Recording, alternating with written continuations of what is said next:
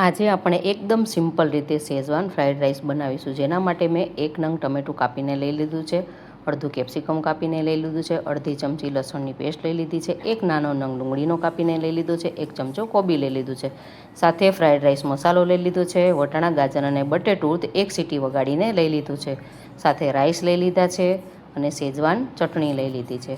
હવે આપણે 2 ટેબલસ્પૂન તેલ મૂકીશું. તેલ આવી ગયા પછી એની અંદર 1 ચમચી જીરું ઉમેરીશું. જીરું તતડી ગયા પછી એની અંદર આપણે ડુંગળી ઉમેરીશું. ડુંગળીને પણ આપણે ધીમે તાપે સતળાવા દઈશું. ત્યાર પછી આપણે એની અંદર કોબી ઉમેરીશું. કોબીને પણ સતળાવા દઈશું. ત્યાર પછી આપણે એની અંદર કેપ્સિકમ ઉમેરીશું. કેપ્સિકમને પણ ધીમે ધીમે હલાવીશું અને ત્યાર પછી આપણે એની અંદર લસણની પેસ્ટ ઉમેરીશું. ત્યાર પછી એની અંદર ટમેટાં ઉમેરીશું. બધી વસ્તુને આપણે બરાબર મિક્સ કરી લઈશું અને ધીરે ધીરે હલાવી લઈશું.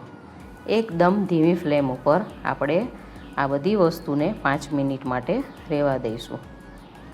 5 મિનિટ થઈ ગયા પછી આપણે એની અંદર વટાણા, ગાજર અને બટેટું જે બાફીને લીધું હતું એ ઉમેરી દઈશું.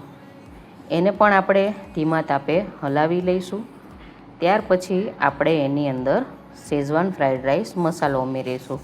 મસાલામાં ઓલરેડી મીઠું આવે છે, એટલે ઉપરથી મીઠું ઉમેરવાની કોઈ જરૂર નથી. હવે એને આપણે હલાવી લીધા પછી એની અંદર આપણે શેઝવાન ચટણી ઉમેરીશું. શેઝવાન ચટણી તમને કોઈ પણ સ્ટોરમાંથી મળી જશે. એ આપણે 1 ચમચી ઉમેરીશું. ચટણી ઉમેર્યા પછી આપણે એને હલાવી લઈશું. 2 મિનિટ માટે એને હલાવીને રહેવા દીધા પછી આપણે એની અંદર રાઈસ ઉમેરીશું. રાઈસ ઉમેરીને આપણે એને ધીરે ધીરે હલાવી લઈશું. ત્યાર પછી ધીમા તાપે આપણે એને 2 થી 3 મિનિટ કૂક કરી લઈશું.